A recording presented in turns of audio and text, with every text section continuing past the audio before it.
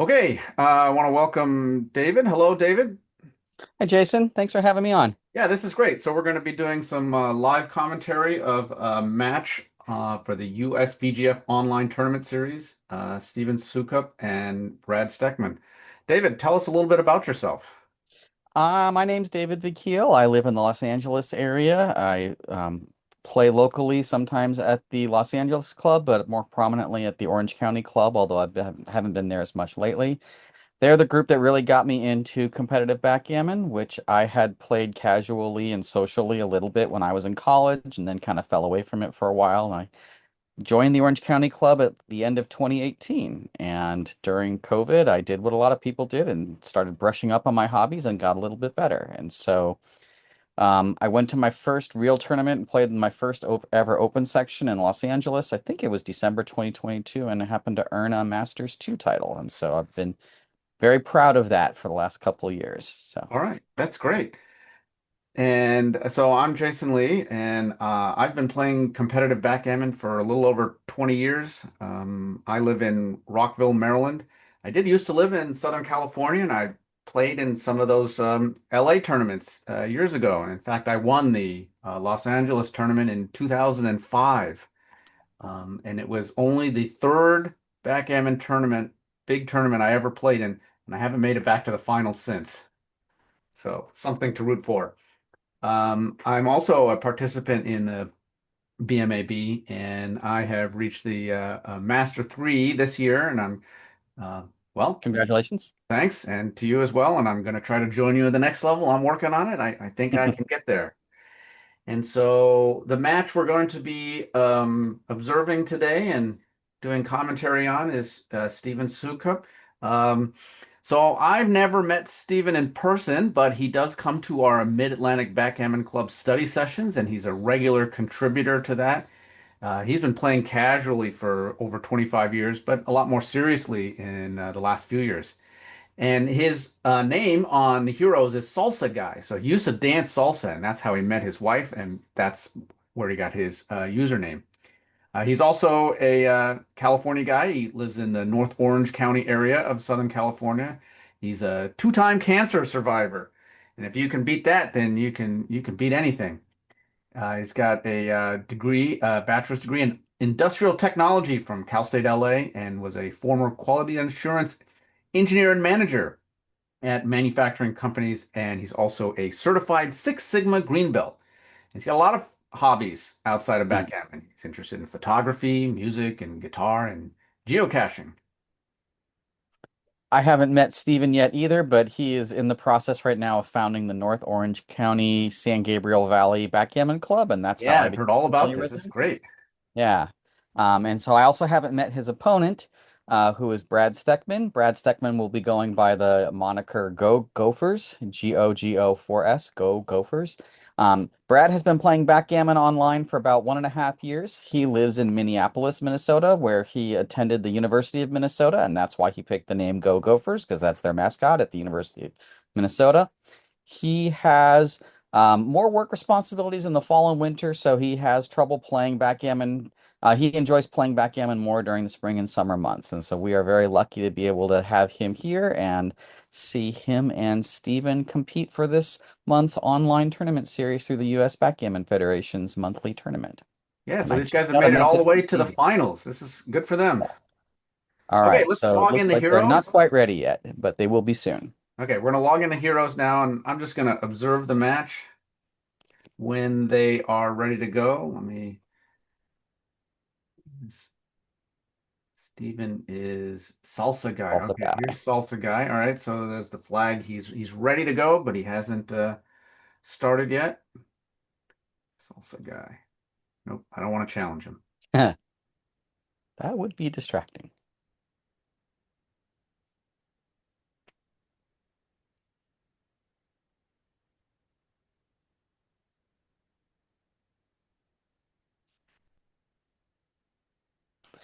So what's your login on Heroes? I'm just Jay Lee, Jlee. Okay, I'm Diva Keel, so we picked Yeah, comparable, simple names. very boring. Okay, looks like they're rolling, and here we go. We're gonna observe.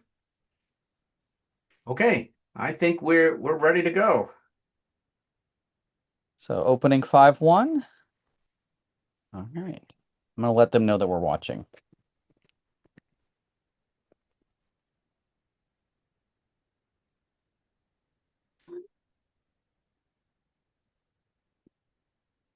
I'm glad they have a slightly longer time setting so that it'll be a little easier Yes, to keep this will up be with them. relaxed.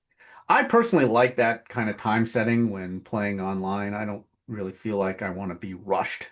Exactly. Yeah. So opening 5-1, standard play, come down with the 5 and then split the back checkers to try and get an advanced anchor Yeah. and some diversification in the outfield. 2-1. Oh, that's one play. I probably would have hit on the I, 4 point there. I like hitting on the 4 point. Fighting for a good point is important. Yeah. That was a good lesson that Michi Kageyama talks about in his opening Yeah, concept I book. love that book with those Yeah, proverbs. Fight for a good point. exactly. Here's another one where Six. you probably have to fight for that good point. Yep. Come down to the bar point and hit on the 4 point just like that. I like Ooh, that. maybe not, but Maybe I, not, but I conceptually I I would like have the done it. idea. It makes sense. I probably would have made that mistake too.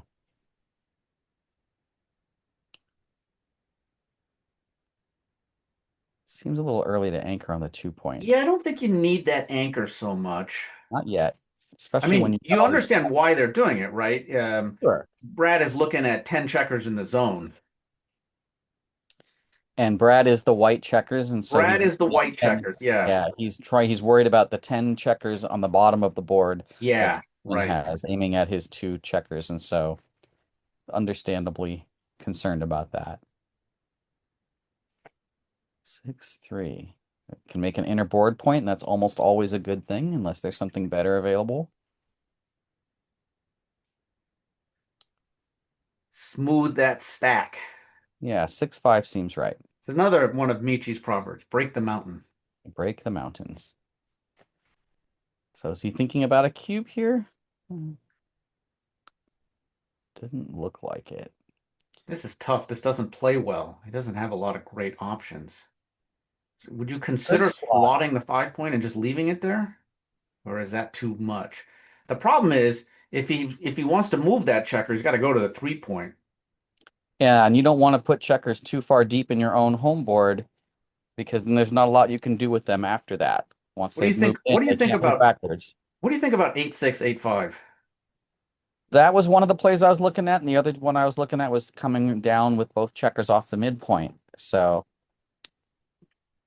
which is probably what I would have played with the advanced, with the, medium anchor on the 22 point. Slightly more advanced anchor. Yeah, exactly. That seems reasonable. Yeah, because nothing else plays all that well. You don't want to break the anchor. Um, Not, Brad doesn't want to break the anchor. Steven's got too many checkers bearing down on there. yeah, that extra on that spare on the 3 point, even though you don't want it to be there, if he ever breaks the anchor on your 2 point. Oh, Great roll how there. did I not even see that? Oh, okay. There was a roll that happened so quickly I didn't see it.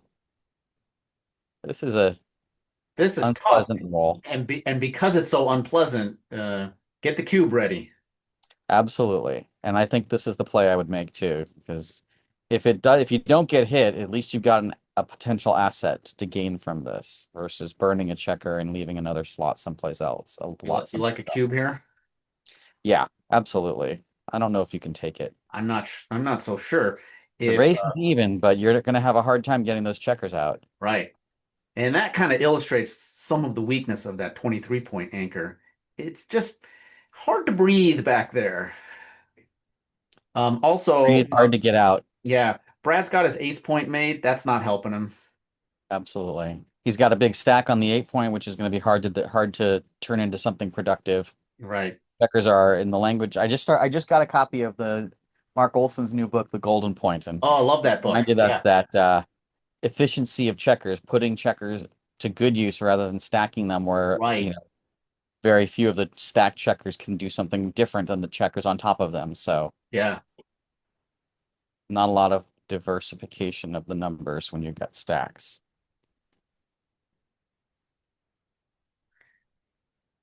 Oh, he took it. Okay, now that's kind of a clunker of a roll. I wouldn't touch that anchor. Agree. Okay, so Brad's turning this around. Now he can make the bar point. Now it's a little bit of prime versus prime going on. Steven's Yeah, got but white doesn't have a lot of good timing, and right, black sees daylight. White sees some daylight, but has to use both dice to escape a checker to freedom. right. So white Brad's going to crunch a lot sooner.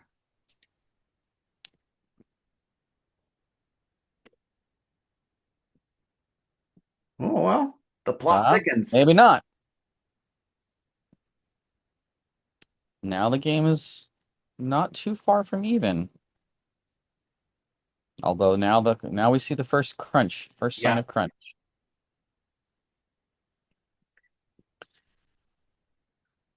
I wondered about that play. It's nice when it works, but this is the chance you take. Oh, what a great response. Now Steven does have some work to do to extricate. Uh-oh, this is Yep, trouble. he's only got a couple rolls before he needs that 5 or 6. Yeah. So now we see some breakage. The home is crunching, so he's probably only got 1 or 2 more rolls to get a checker out before it becomes difficult. You just clear the six. I would clear the 6. I wouldn't even think about clearing the 5 because if you You get don't like want a 5-1 each the turn, gap is bad. yeah. And the gap is bad because what you do is if you roll like a 5-1 on the next turn, then you're leaving a blot in your home, and you don't want Yeah. that. And you also kill some numbers. So here, that doesn't apply, but Sometimes you can kill numbers that way. Slow yeah, it not down. in this position, but in other positions. Yeah. There we go. That's the 5. So he has got, now he's contending. He's still got one more to get home. Yeah, and he's there. Then White's got some outfield control, so it's not going to be easy for What do you think Steve. about hanging back on the nine? I don't know if that gives you any extra saving numbers. Hmm.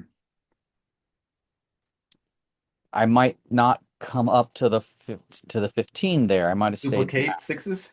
Exactly. Okay, now Plus, this is a plus, if they danced, you can hit with 6s more easily than yeah. hitting with 4s. But that worked out pretty well. They're playing quickly. Yes. So this is the trap that I think a lot of people fall into playing online is it's a little too easy to click, click, click. Yep. Um, and this is a pretty generous time control. You don't have to move too fast. Kit Woolsey's got an important article where he talks about how the biggest errors that people make are just not even seeing the right play. Yep.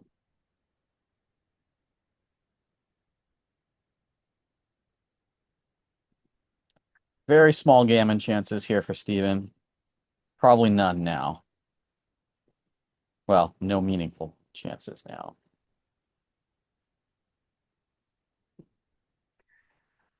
So I don't necessarily advocate, always running your time down very low, but you do want to identify situations where you have an important decision to make and, take a little time to run through some candidate plays. This is something What I work on a lot. It's just saying, I need to see more plays. what are some things you do when you're slow, when you're playing more slowly to help, what are some habits you've developed as you get your dice on the board and you know what your role is? Um, don't fall in love with the first play you see. Good Think one. about, are there alternatives? Can I find the second best play even in a kind of a ridiculous situation where you don't think there's a second best play? And sometimes you do that and you can come up with a good idea. Okay, here's another shot. There you go. That was, Yeah. I think, the right play. Yeah. 2-6 is a good response because it unstacks the super heavy Ooh, so now midpoint. do you hit on the bar or do you make your 5? I think you make the 5. Yeah. It's hard to not make the 5 point. Almost never a blunder to make your 5 point. At worst, it's an error. We talk about that in our study sessions. Yeah. If some if you're not sure, just do it. Just make the 5 point. Yeah, it's a good rule of thumb. Now 2s are duplicated all over, so that was a good run out. Triplicated even. Yep.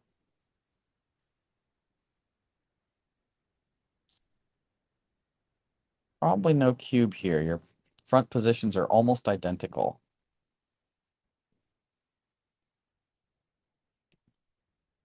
Nice play. Clean everything up. Heroes thinks they're playing well this game. No color lit up yet. They're doing great. Yeah. And they've been using some pretty simple fundamental rules, like you were saying earlier. Fight for the good point. Okay, Dance might on a consider 2 point a board. cube here. Yeah.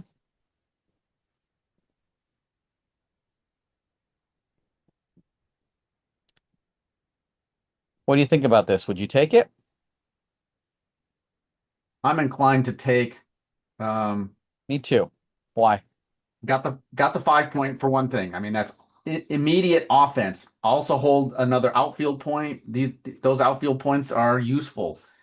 My opponent had 10 in the zone, so that was a little scary. If they had 9 in the zone, I'd snatch it right up. And it looks like we both would have been punished for taking this cube.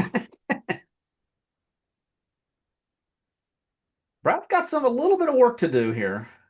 Yeah, but That makes it a little easier Steven there. also has some harder work to do. He has to Yeah, yeah. come Now at he's you.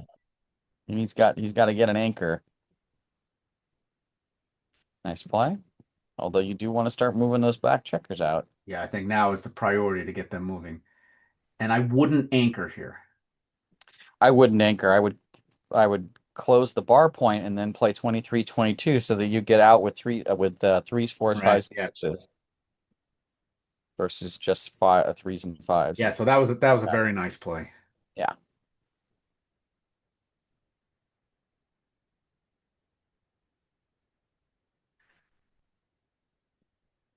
Okay, what happened? Steven must be distracted because there's no way he's Yeah. thinking about a cube. Yes, clock is ticking, but I guess we're not worried about time yet. He's certainly not going to cube from the bar with two on the bar.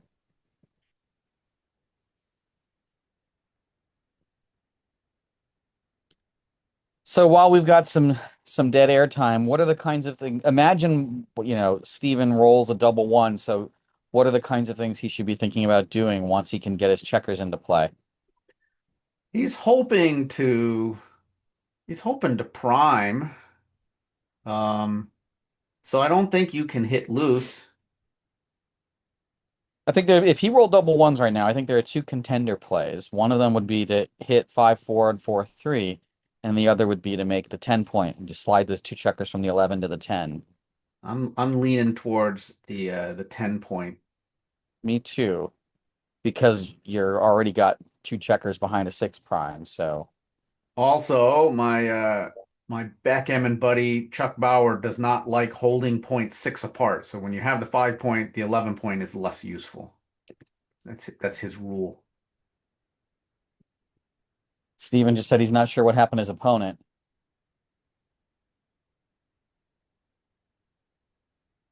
Mhm.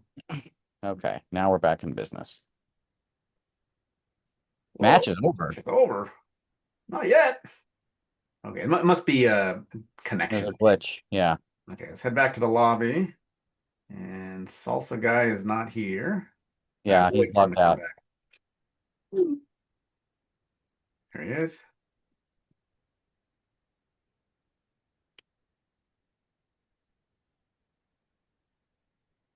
All right. He says he got kicked out, and hold on.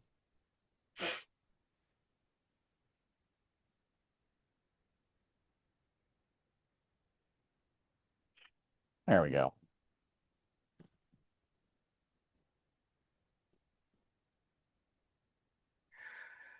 What do you think about hitting loose and hopping out with one? Is that weird?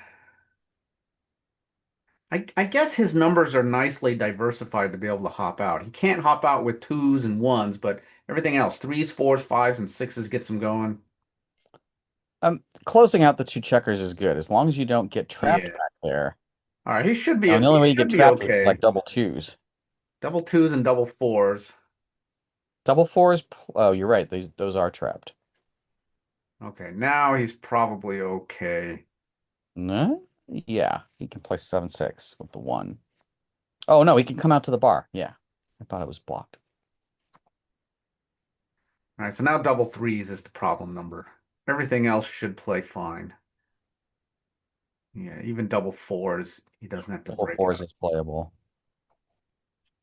You know, situations like this, you pay attention to the worst case scenario. because that's all that can go wrong is a Right. really horrible roll. Sometimes it makes backgammon players look like pessimists.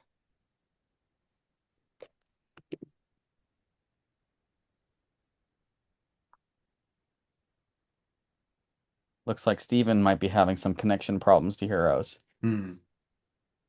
because he's texting me, and he originally seemed to think that his opponent was hung up, but we think it's him. So,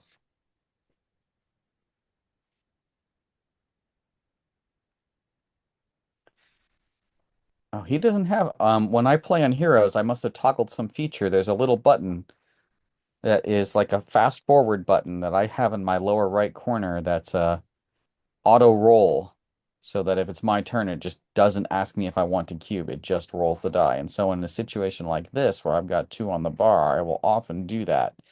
The risk in Yes. turning on an auto roll is that you forget it's on, and then you suddenly want to cube, and the computer I doesn't let you. I've been in that situation, and That is so frustrating when the you make the that mistake. horror as it goes by, and no, I wanted a cube. Yeah, and if it happens like three turns in a row, and then suddenly you lose, a gazillion PR points. Yeah. So I try to turn that on sparingly for exactly that reason. I might have come off with the back checker because double fours are a little more painful Right. And even than look, this double threes would 4-2 be. slows him down. You start to get nervous now. Yep. Now he's got four bad rolls. Well, they're not horrible, but two bad rolls. Hmm. Double twos. Yeah, double twos forces a clearing So on four. is he looking for some way of mitigating some of these bad things? It doesn't look like it. Um, One of the strategies that I've learned is to quickly be able to assess how bad double sixes are, and you want to Yeah. try and keep double So sixes Brad's good. got himself in a sticky wicket here. Yep, because he's got two inner spares and one top level spare, Yeah, and that distribution of three two creates a two at gap the like end is this. rough. It creates this gap on the 5 point that we see. Now here's a good pick and pass, 6-5-5 Yeah. 1, because he still wants to get the gammon, and even though it's almost a lock, Okay, we his want to get structure is cleaned up. He it worked out for him. one of the things that I do to help me figure out how good a gammon chance is I use when I'm doing a race count or a pip count, I use a technique called counting half crossovers, which is a little Ah, faster for me to count than just doing a raw pip count, yeah. a straight up pip count. And so half crossover count is fast, and you only have to deal with single digit numbers. You don't go anything higher than six. And when you do a half crossover count, it helps you get a very quick assessment of how many half crossovers you need to roll to save a gammon, and that's Ah, easy to okay. do. That's interesting. Yeah. Also, what's good about that is, not all crossovers are created equal. Yes. Yeah, that's why I don't like using crossover counts. Crossover counts gives you some estimate because, a roll is something like 1.1 crossovers. So it's a good sense of how many rolls, Ah, but half yeah. crossovers, you get like 2.6 half crossovers in a typical roll. So All right, Brad got his gammon. got the gammon. It was almost a sure lock.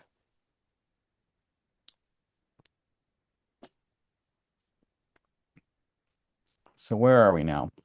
4-2 to 13, so the score is 9 away, 11 away.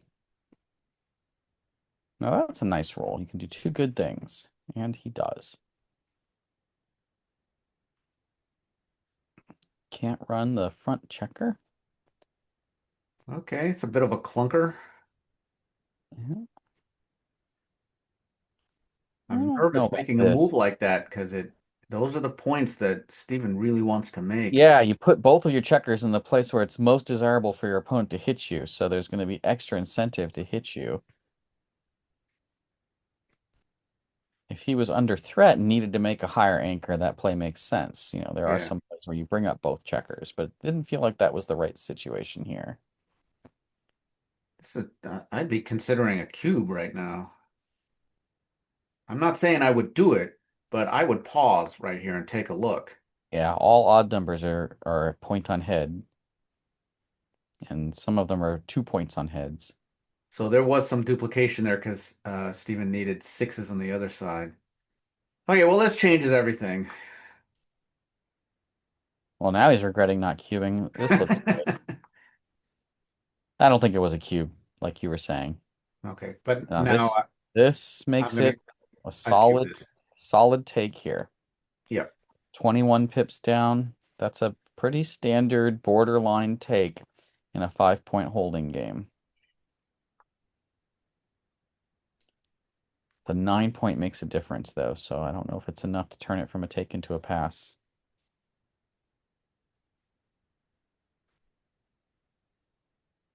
Nice play by Brad. Some people might have been tempted to make the bar point instead of the 5 point. Brad, I think, made the right choice. Yep.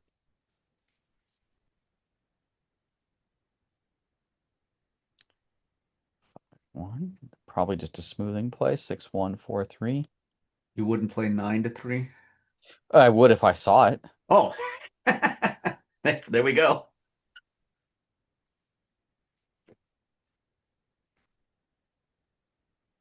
Oh, getting a little dicier now. Gonna have to But clear the that was next the plate. reason why I would have to think about the 9-3 play because it's one of the things that I struggle with. Ooh, I don't think I would do that. I would clear the 9 point before I give it a shot. Yeah. Even with the two blots in board. 1-1, 1-2. Okay, 1-2 doesn't hit and cover, but 1-3, 1-4, 1-5, 1-6, 1-1 Yeah. All all. right. There we go. He's Yeah. found it. That's fine. He looked at it. Yeah, got to look at it. Yeah. Absolutely. Need to look at it. And 4-4 would have also hit and covered. Hmm. Maybe hit and covered too. I don't know. Didn't see it that well. All right. So this substantially That's simplifies the things. big improvement.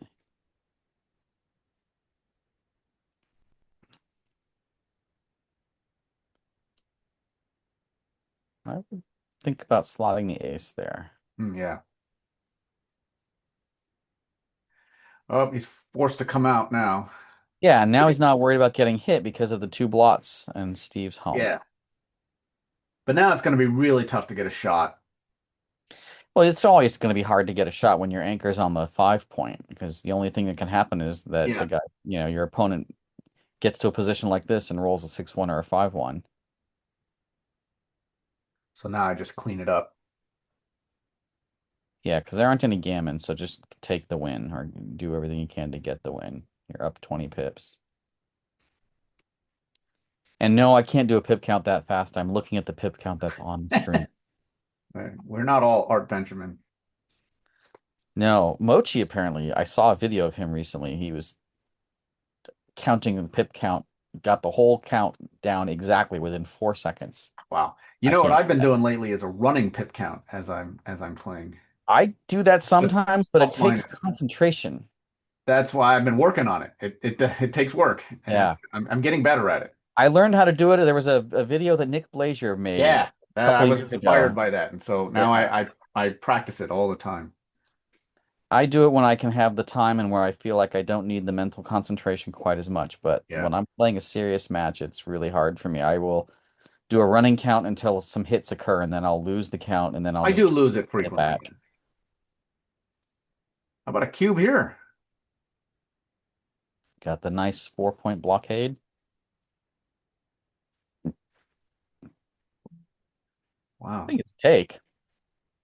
And there are One no thing, spares. yeah, one thing going for Steven is Brad's checkers in the back are unsplit. That matters a lot. Yep. There's no diversification at all for white. There's only, the only Yeah, spares are the ones on the 6 point. right. So it's going to be hard for white to make progress unless they expose themselves like this. Whereas black had some spares. Okay, that's a But joker. you can roll forward like this, Yeah. and that's the way you make progress. Hmm. Well, this is tough.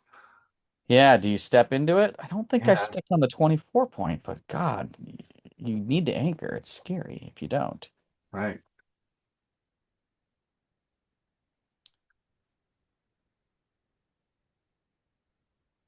And Now you hold on for dear life. Hmm. I'd hit. I agree. I was thinking hit in 15-14 to clean up a little bit. Yeah, yeah, I like that. Oh, this is a good play. Oh, yeah. May not have been the best play. Ooh, look at that. But return shots exist. Oh, tough. The sixes are blocked. Almost forced. What do you got to do? 8-2? Well, it's either 8-2-7-1 or 13-7. Oh, it's ugly. They're all ugly just plays. don't want to play 13-7. I mean, Well, you everything don't want to breathes a new expose yourself block. to ones, twos, fives, and sixes? Is that a problem? Boy, this is ugly. Yeah.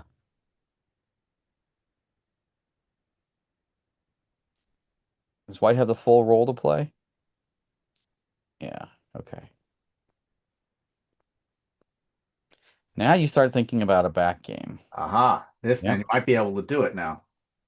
Well, he's the timing, hitting that checker hurt the timing, so gonna have to Okay, think I'm about gonna that. hit on the 3 point here to prevent him from anchoring there. Yes, I I don't agree. care about getting hit back. No, there's no threat. Black has no home to worry about. All right, we're gonna be here This is for a what you while were now. hoping to avoid. But the timing's still not good, so Black's gonna have to do something to improve the timing. Otherwise, he's well, there you go. We're there. Black improved the timing by just getting two checkers on the bar. So now we're gonna be in a well-timed 1-3 back game. Okay, but Steven's stuck behind this 5 prime. So when he comes in, he's gonna need to hop this prime with one checker. Yeah, yes, when he comes in with both checkers, he will have some challenges. But if he keeps rolling big numbers like this, then Yeah, by the time he these comes are in, good he's rolls gonna be for him. fine. If I were White, I'd think about dumping a checker onto the 2 point. What does that accomplish? Actually, you know what? Never mind. The timing's already pretty good. But the idea is to recirculate a checker to improve the Yeah, timing for to White. try to defeat the timing. Exactly. Have you read Alex Chagian's book, Backgammon Backgame Not Strategy? enough, no. Okay. I had the luxury and the pleasure of helping him. I helped him edit that book, and Oh, so that's great. I haven't actually read the printed copy. I read a draft. Oh, So here I would not have made the 2 point. I would have left a blot there on the 2 point left a block for there. that same reason. And that's also something that's discussed in Backgammon Masterclass, that book by Mark Olson and Mochi. They talk about leaving blots inside Oh, so that you Brad did get. not hit that checker on the midpoint. Think he's worried about Steven's timing. Okay, now Now here he has, you have to leave from the back. yeah. You need some mobility. And now we're back into a well-timed back game. He's avoiding hitting these blots And you'll notice lots of color on the move list right now. because And these are these very, back very games are hard really hard to positions. play well. Yeah. Like only the best players in the world don't make blunders in back games.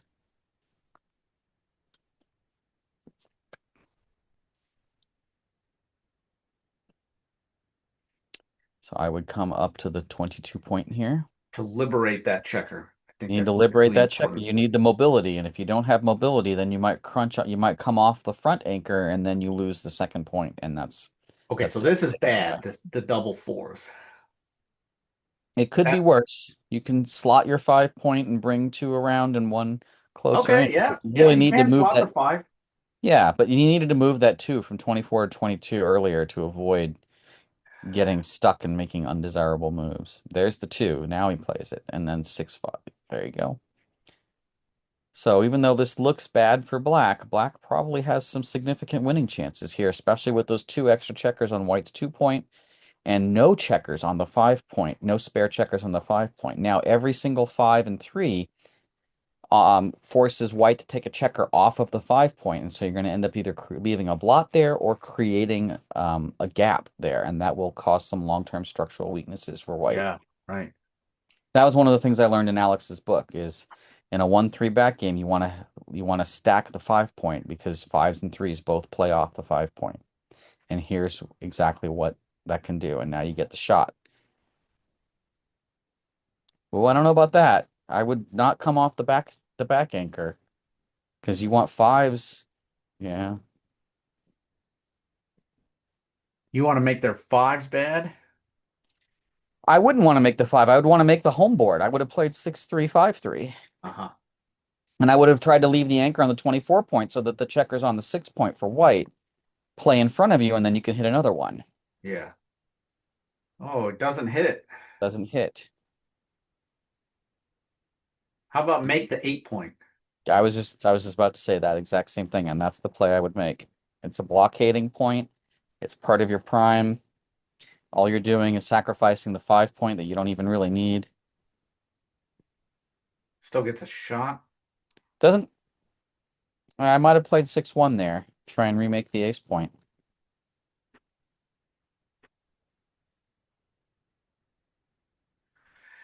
There's another reason you don't come off the back anchor is that Yeah. escape. You've got nobody in the back. You've got no goalie. So his chances are not as good now because he's sort of advanced his position, right? Exactly. No, this looks like it's going to be a likely win for white, and Some gammon yeah, the chances too. gammons are in play. So black has 6, 12, 17, 18, 19 half crossovers to bear off a checker. And white has 5, 7, 14, 18 half crossovers to bear off completely. So it's really What was the close. how many crossovers per roll? It's about 2.5. Okay. So you would divide that by 2.5 to get a number of rolls. Exactly. Okay.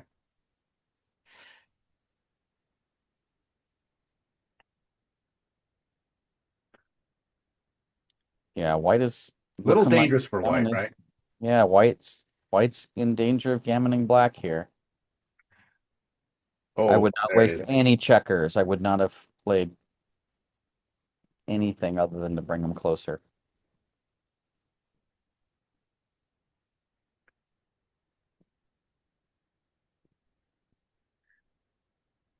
Uh-oh, a little bit of backgammon danger. I was just wondering about that. There's a small backgammon Uh-oh. chance with doubles and then a Oh, 2-1. oh, he made it. Only in backgammon can you be happy about losing a double game. Yeah. All right. So now Brad's got a 4 point lead here. 5 away, 9 away. Neither of those are particularly interesting Efficient. scores. They get to Crawford with 4 points or get to even with 4 points. So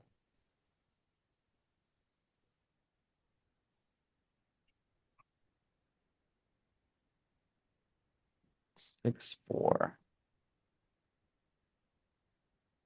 Huh. I don't know if I would have gotten that right. Those can be tricky. Yeah, I don't know if I would have been eager to make the 2 point when they've already slotted in front of it.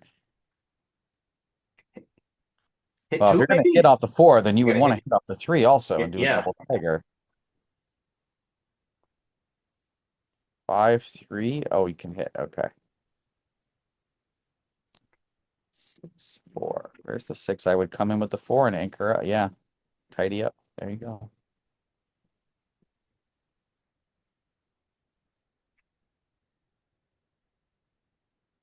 So thinking about this position for white, white is trying to come around safely, and the biggest liability are the back checkers. So by forming this outside anchor, you clean up the worst liability, but it comes at a cost of a blot that he just left. So now he's thinking about running around with 17 to 9. So he's only got one checker to escape, plus you get a spare on the 9 and the 8 point, and along with the sixes.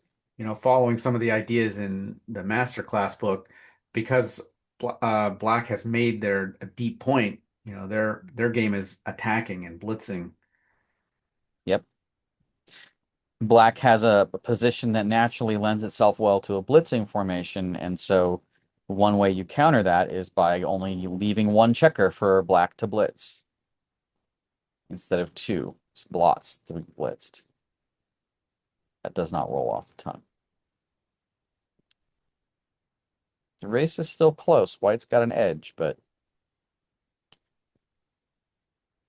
Does White want to get into a blot hitting contest I was outdoors? just thinking the same thing. You're you're turning yourself into a position where the race could easily turn around because you don't want to come out.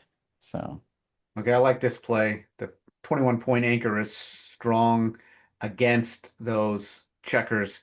This feels a little too stripped. And as we saw earlier, that 23 point anchor, it's not great. When you come up to the 21 point, that's you're pressuring White's 9 point.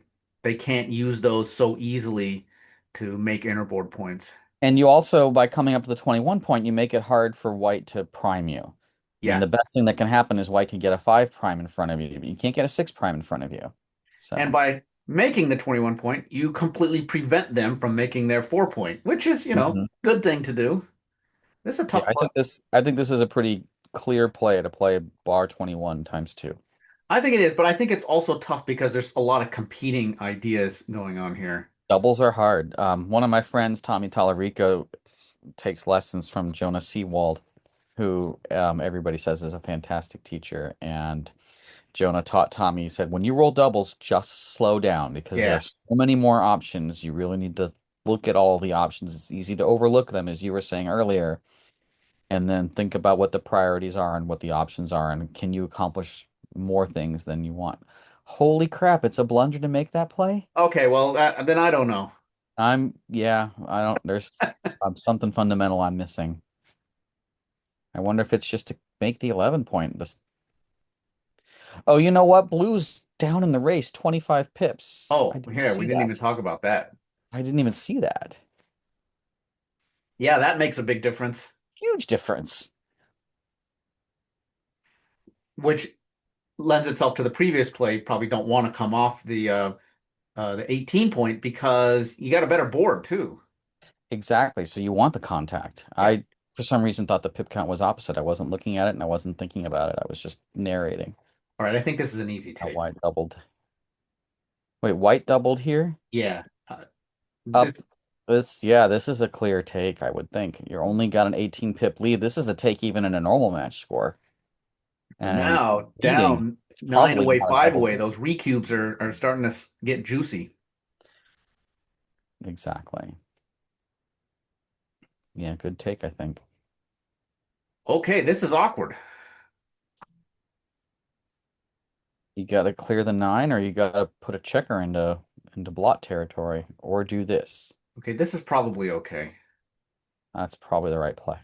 You want the 9 point also as a landing spot for those checkers from Exactly. the midpoint. Exactly. And now Steven's goal is just to get those midpoint spares into play and make his 5 point and then hopefully Right, make a right. 3 point. And Brad is just simply trying to bring him around. Yeah, it was a no double.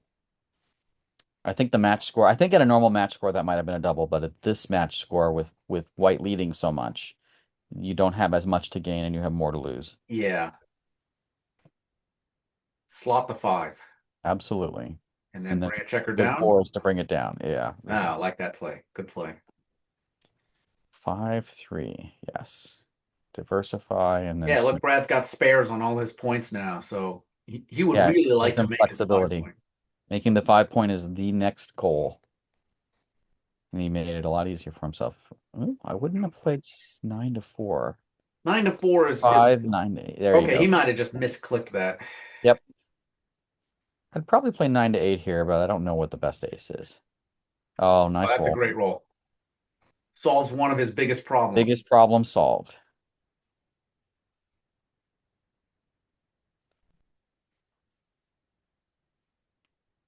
9-3-8-6. You can bring 2 in He's and still still got a have nice spares. distribution. He Yeah, still needs to nice. make his 5 point. That would help uh, Brad quite a lot.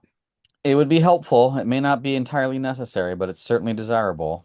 I might slot the 3 point here. There's the 5 point. All right, now Brad's looking really good here.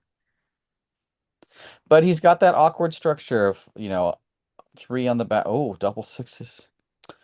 This makes the race really close, and you have to come out with one. There aren't enough sixes to play without coming out. So if you're going to So come then out with one, you you might as well probably come have out to with come out both. with both, right? Yeah. And if you're not sure, just play them on the other side of the board, and then he's going to see, yeah, I have to come out with one. And if you're going to come out with one, the race is so close, you might as well come out with both.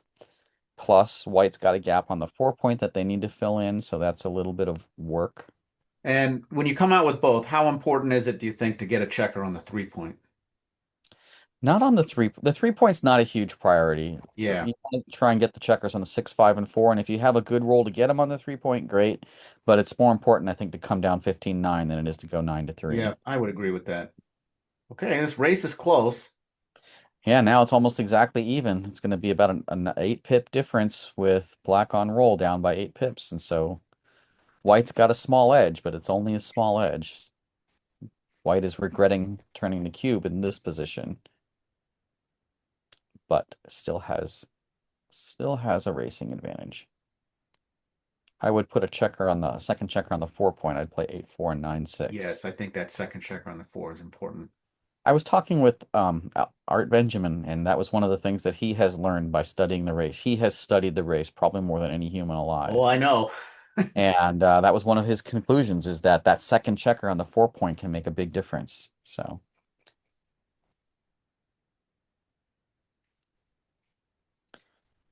are you able to click on the flags to hide the flags and make it easier to see the checkers in the bear off tray?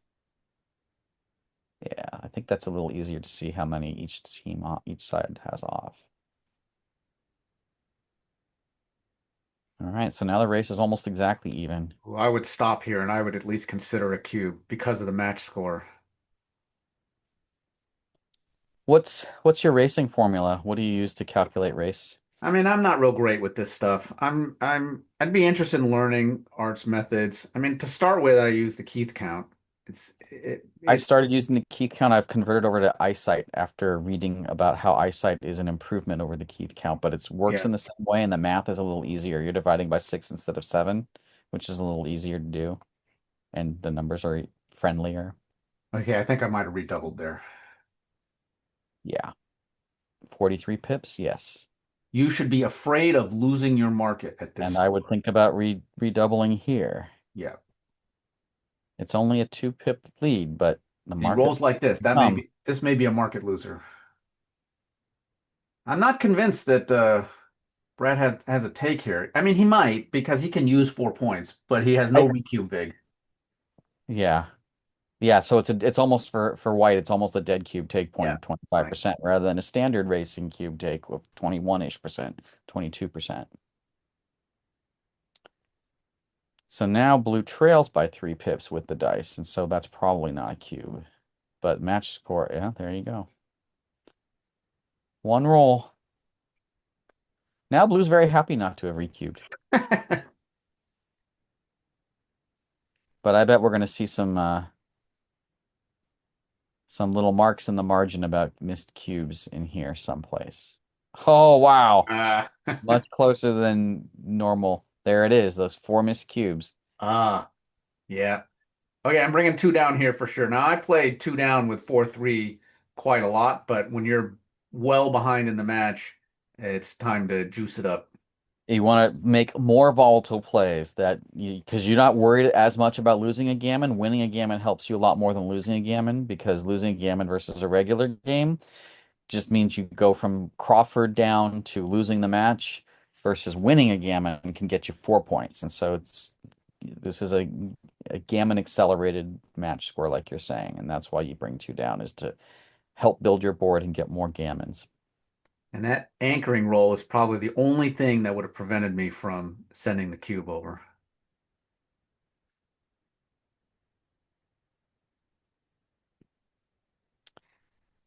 Do you hit here? Probably. Holding the anchor helps. Yep. Blotting the board You're helps. less afraid of getting hit back. Exactly. All right, just come on out. Out. Okay, now I'm Ooh. sending the cube over. As blue, yeah. Yeah, Oh, it's not so much like there's market losers. Just you've gained. Well, now there are because you can hit on that point. oh, he didn't even consider taking the cube into play. Yeah, I played a match against Dirk Shimon a few months ago. Is he any good? He's all right. So Mm. I He wrote a couple books. yeah, and I didn't know it at the time, but he was recording and he posted the match to his YouTube channel. He didn't tell you? No, you didn't tell me. I was like, and people were texting me the next day. Hey, you played Dirk Shima? I was like, how did you know? And they said, oh, I saw your match on his YouTube channel. And I made that mistake where early in the match I went too quickly and I didn't consider a cube. And Dirk said, oh, I think Jason should have thought about the cube there. And sure enough, it was I missed the cube and I moved too quickly. Just didn't think about it. And for those of you that don't know who Dirk Shimon is, he is one of the two people in the world who has ever earned the title from the Backgammon Masters awarding body of Super Grandmaster 2. There are only two ever, and he is one of them, and the other one is Mochi. So, I did win that match against Dirk, by the way. good job. That's not an easy win. Luck factor through the roof. You know, you have to play well. If you're playing someone of that caliber, you still have to play well to have a chance. I did play all right against him. Yeah. You'll be shocked to find out he outplayed me, but I did okay. Yeah. I had my first tournament Grandmaster scalp in an 11 point match in July. And so Who was it? it was against Steve Sachs, who's a friend of mine and someone who Yeah, I admire greatly. And I don't think I'd ever beaten him in any match length ever. And I've so only it was a played him big moral maybe victory once. for me. Yeah, I don't. I'm pretty sure I didn't win because if I'd won, I would remember that. Yeah. I'd beaten Marty Storer once before, maybe twice. I know I beat him twice total. But I'd never beaten Steve Sachs, and I've played him a gazillion times because he's a local. So Is there a cube in here anywhere for for who's on roll? for blacks Black's on on roll? roll. Yeah, would It's a 3-4 back game. It's well timed. You don't usually double early, but that's at normal match scores. But there's not a lot of volatility in this position for black, yeah. so you don't have a lot of market losers yet. Double sixes is a market loser here, and double fours might be. No, double fours just gets you to a point where the next roll is a cube. I do really So feel like somewhere in here, Steven should have turned the cube. You don't want to lose your market when you're this far behind in the yeah, match. Um, this is a that's true. concept. I talked about this with my friend Chuck that I mentioned before. We've talked about this concept of the early late ratio, which measures the cost of losing your market versus doubling too early. Yeah. And a And if you've score ever like played, this, if you've ever had a game annotated by XG or you play against XG, you're much more likely to miss several cubes in a row than you are you get like 10 errors instead of one error with a slightly early cube. So right? It lights when up you're like in a doubt, Christmas send the tree. cube. If you're What? not sure and you think it might be a cube, then send it and you don't know. Your opponent might make the wrong decision. Whatever the right decision is, they might get it wrong. So Okay, how about this cube? Can you take this as white? it's a 49 pip difference. A 3-4 point gets shots early, and the shot could come literally on this turn, but your home is not ready. You're very far advanced. But black's got 4 checkers out of play. At this match score, you're 9 away, 3 away. Yeah, I don't know. That looks like the cube should have been turned a long time ago. Yeah. Like you were saying, many missed cubes. I'd already given up on the idea that they were going to cube, so we were talking about other things. So, and they're playing so fast, it's hard to keep up. So, Okay, here comes the blitz. But it's going to be really tough for Brad to cube here.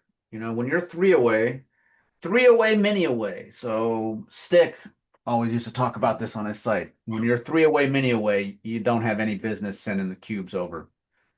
There aren't very and many for that people send. who don't know who or what Stick is, can you elaborate? Yeah, Stick Rice.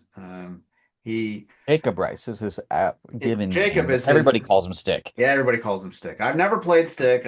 I've met him before. He's quite the character. Yeah. I've only seen his comments in Facebook groups. He did write a book. I have his book. Yeah, I have his book. Um, Yeah. it's a holding, what is it? Cubes in a holding point game. I don't remember the Oh, exact. Holding Game Guru. There you go. Holding game guru. You can get that on the Galaxy shop. Yeah. The best part of that book, in my opinion, is like the opening 10 pages. Yeah. Right. They have a bunch of nice reference positions for N- holding games. And he came up with not just their reference positions, but nice ways to help remember the reference Yeah. positions. Yeah. Like the 110-10 rule and the Right. 120-20 Right. rule. And someone wrote a nice overview of that, did a nice review of his book and basically said the same thing. And I was like, well, I'm going to read the whole book. And I haven't quite gotten through the whole book yet because after that first chapter, it's just a bunch of positions, but they aren't organized in a way that's easy for me to categorize them in my brain. So what's It's White's very, game plan here? 30 very pip strange. race lead after this. White's just going to try to go home? I think so. And it's not like White's not under any threat. Okay, now White's under a little more threat because blue hadn't made any progress. Yeah, I think that's a good play there. You could come out and duplicate twos. I Uh-huh. think Yeah. that's the play I make because I don't really want to give up the midpoint. I need the midpoint as a landing safety zone for my back checkers. And blue's only got a 2-point board. It's not very threatening. You've got a 3-point board, which provides you some sense of coverage, some defense.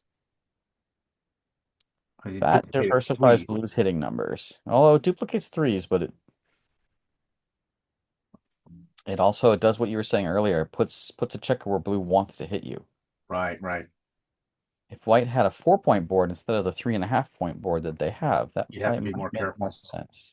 Okay, I like this play, I think. The hit come out to the 16.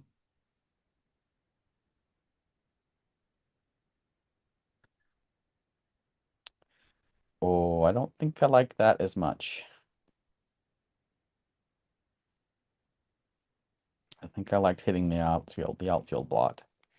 Now if I'm Steven Black, I'm keeping the Uh, cube in mind at I'm all thinking the about the time. cube right there with all those numbers to hit and Yeah. cover, but he just got hit back. Brad's got those four checkers out of play. That matters a lot. I'm hitting Oh. something. Well, so that's one option. The other option is to anchor up but hitting makes a lot of sense. Can white hit back? Not No, gotta comfortably. anchor. Yeah, I was looking to see if there were any blots to hit, but not anything you want to expose yourself to. 6-1. Can't hit anything. You can only anchor up 2 checkers, not 4 checkers. 9, 8, 16, 10. Yeah. This feels a little loose. I think I would rather come out with the 20 checker instead of the 21-point checker, so you just have a little more contact because you're down Uh, in the race as yeah. black. Right. So this is an interesting position where White Brad has a race lead, but Steven's got much better structure. Yes. Yeah, white structure with those 4 back checkers that you were talking about earlier on the 1 and 2 point, they can't Right. move. So So he's going to try for the race here. So Steven has to try to contain him. I like the hit here. me too. And he's not as 16-10 worried for a about direct cover. have return shots if he gets hit back. So Oh, 'cause that call down to block. the bullpen for a cube. Oh, you gotta cube that. So I think what's going on is I think he's not really thinking about the match score. The match No, score, if it wasn't a lopsided match score, I wouldn't be so keen on cubing. you gotta make the 4-point here. Yeah, make the 4 point. It's tough. The three is not, it's not terrific. Yeah, you don't have a better three, but you I- need to I'm all right with six to point. This three. game is nowhere near over, so you want to have a nice home board for there will be more hits. Yeah, So now that's a great roll. yeah, So you either make the 5-point or you pick and pass and cover like this. So this is, I think, the I right like play. this. There's It takes advantage lots. of the blitzing structure.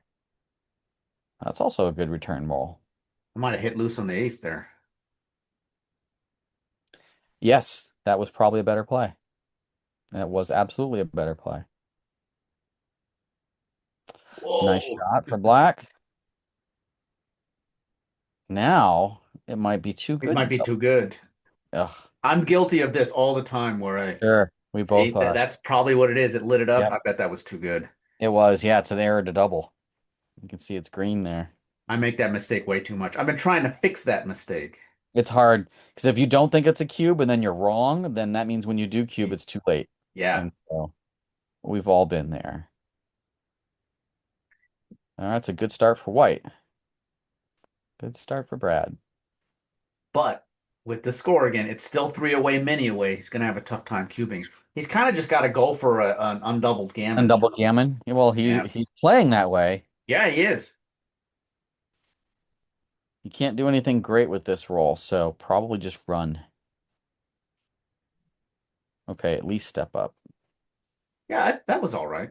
Yeah, those are the two plays I think you should think Ooh, about. he's got to clean this up. Yeah. Cleaning up. Still have this blot on your 5 point. Duplicates ones for black. Probably just got a hit on the 5 point now, right? I would Oh, think this is so. another Oh, I play. don't know if I'd do that. Yeah, that looks like the right play. I got his 5 point. Now he's Yeah, that was a great roll. And another challenging roll for Steve. okay. Good play. He hit that checker to protect his blots, which is kind of counterintuitive. It's called a tempo play, and you do that when you're in bad shape and you need to not let your opponent play freely with both dice. 6-4, he can come. Oh, he's on the bar. Yuck. I just pop out. Down 51 pips, I'd probably come out 21-15 here. Yeah. You don't want to get that checker. You don't want to get your checker stuck, and if you get hit, maybe you can anchor on the 2 point, and then it's not a horrible 2-4 back game. Yes, Brad's got checkers out of play. And as we've talked about before, that matters a lot. Now, one strategy for Brad for White is to think about leaving blots in his home board to try and reset the timing because Black's timing is good here, and so Black can play very purely, Yes. as he just did by slotting the 5 point.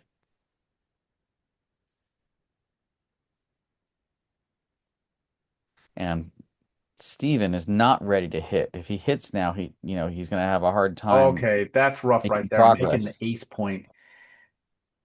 It, Yeah, so now he's I only got go ahead. it's really, really hard to play a back game when you've got your ace point made. Exactly. Oh, that Oh, went by fast. What happened there? yeah. Double drop all of a sudden. Yeah, well, the game turned around for all the reasons we were talking about, and then Yeah. they figured out the cube situation. So now it's 2 away, 7 away. So Steven should be doubling very early. If he has hints of gammons, he should cube.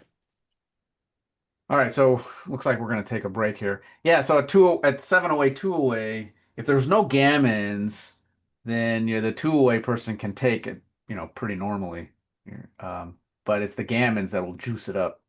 Exactly. At 2 away, 5 away, that's not true. At 2 away, five Yeah. away in a gammonless position, the Take two point's away player real can low. take, yeah, the take point is really low, 17%.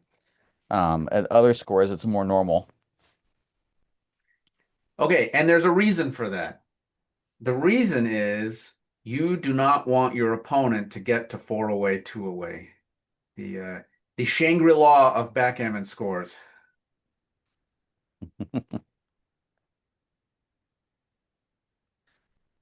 Did you get a message from them saying they're taking a break? I mean, Yeah, clearly they're they are. taking five. Okay. All right. Stretch. So So what do you do to study backgammon?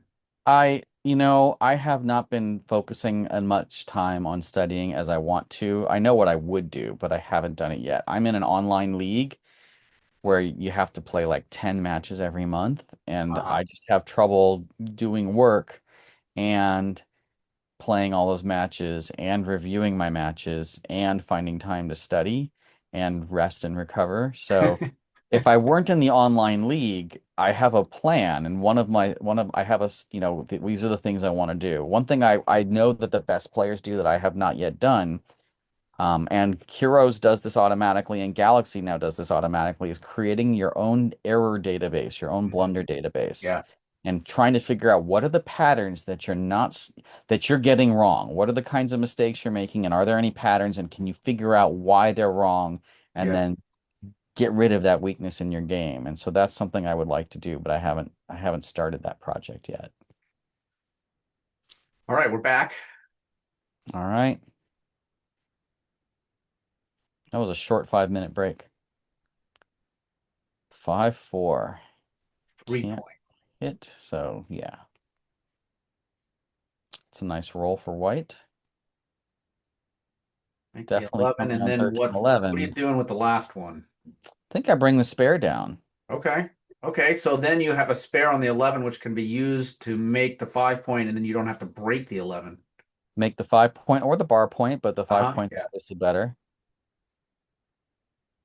Ooh, I might have come around. Oh no, it's 6 away if you go 20 to 9. Yeah, So so yeah, this is probably the this play. looks pretty good.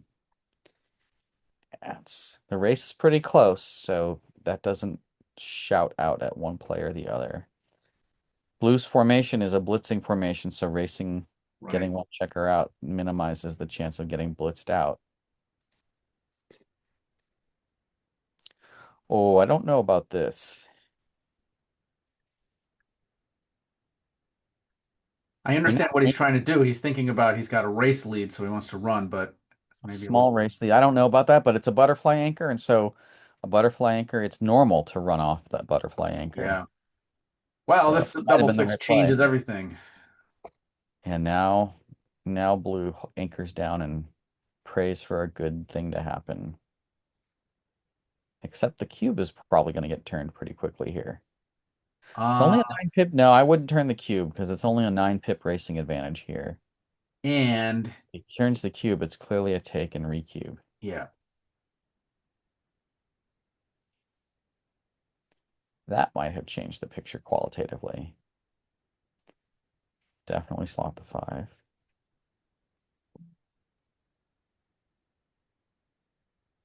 Yeah, don't give your opponent, don't let them back in the game. They're pretty well locked out. Oh, look at this Oh, turnaround.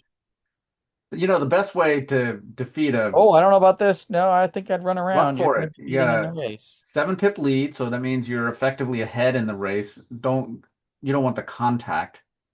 Yeah, the contact seems to favor the person who's getting primed. Yeah, there we So, go. He's got it. yeah.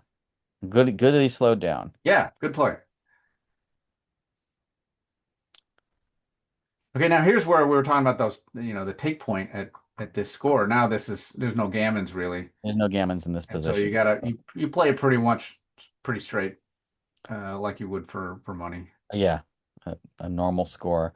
People always talk about money, but not a lot of players, especially, newer players, play for money and understand what a money decision. So I think of it as normal match score. Normal match score, yeah. Okay, well he'll I be also don't like the phrase of money because I'm someone who isn't motivated by money for games. yeah, For me, the right, game itself is the thing I like to think about. But that's unusual. Backgammon is a very money right. centered culture.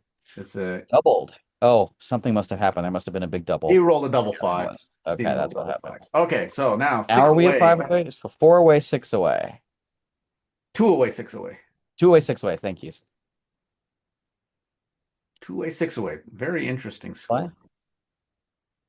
Now a doubled gammon gets us to 50-50. So Yeah,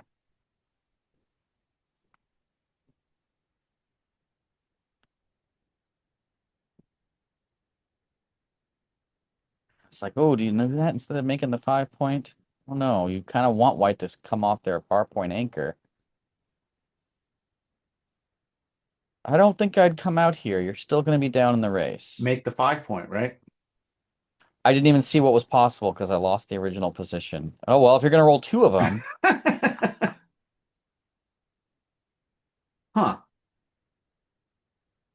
then you get into a 50-50 race by coming down like this. I think I would have considered coming off the midpoint. I actually think it doesn't matter a ton here. Yeah, but I think contact favors white here because if you Yeah, look at white's home board, yeah. now you're going to start. Well, white's crunching too, so you're not in a world of hurt either way.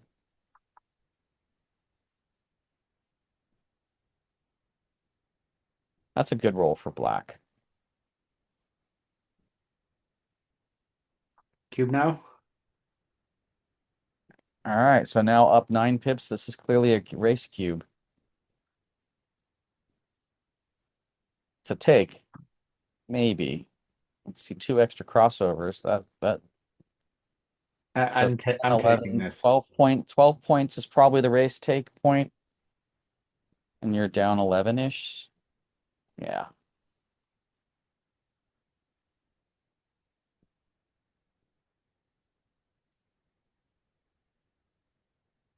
Oh, White's very happy to be playing this game for the match.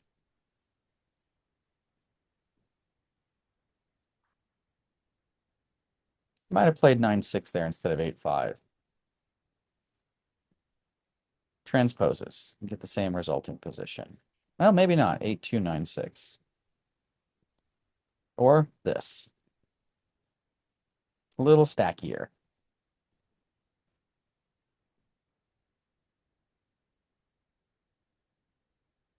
5-4 now to smooth it out. So, yeah, one of the formations you're looking for in these bear-off positions is you want to try and have a triangle that's highest on your 6-point and shorter on the 5-4-3-2-1 points. And so they had kind of a backwards triangle, but black has smoothed it out, white hasn't yet. And so that probably means black's position is a little more efficient to bear off, but still need the same number of pips. You gotta get a good number of pips to bear off. So now white's more smooth. Oh, Oh, it's a good this could roll be for the white. end. This could be it. Oh, I'm sad. We're not going to get to my super score of 4 away, 2 away. The Shangri-La, as I called it. I don't know. Double sixes can even up the game here. All right. Not looking good for black.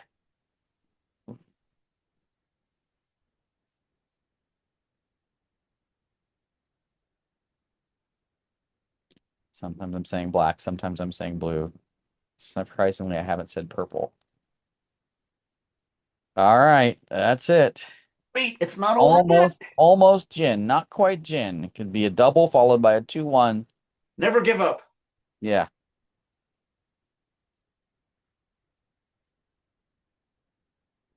could play either way, and it's the All same. right, now Okay, it's done. now it's over because you can't take off 2 with this roll. All right. All right, congratulations to Brad for winning the tournament. It's a long road to get through one of these tournaments because you have to face so many opponents and get real lucky. Okay, so Yeah, Brad played well. that's Had good great. Six hits. is six is really good. And listen, 11, no shame in that. That's a really No, that's a really good and I bet a score. lot of that 11 is coming from missed cubes, and so it's kind of I like think the so. same error repeated over and over again that's bringing his Right. up And so so high. so he probably in general played a lot better than what that indicates. And Agree. listen, one person's good PR is another person's not so good PR. I don't want to call anything good or bad. I certainly want to call six good. I think six Yeah, is good, absolutely. and I think 11 is very much respectable for a lot of players. It's an intermediate tournament, and that is an intermediate PR. So Yeah, I that's think what you would expect. they've done very well. Yes, they did. All right, listen, David, thanks for joining me today. This has been fun. Jason, that was great. I think this is both of our first times doing any kind of match commentary. It was great Yeah. working with you. I look forward to doing that again. Okay. All right.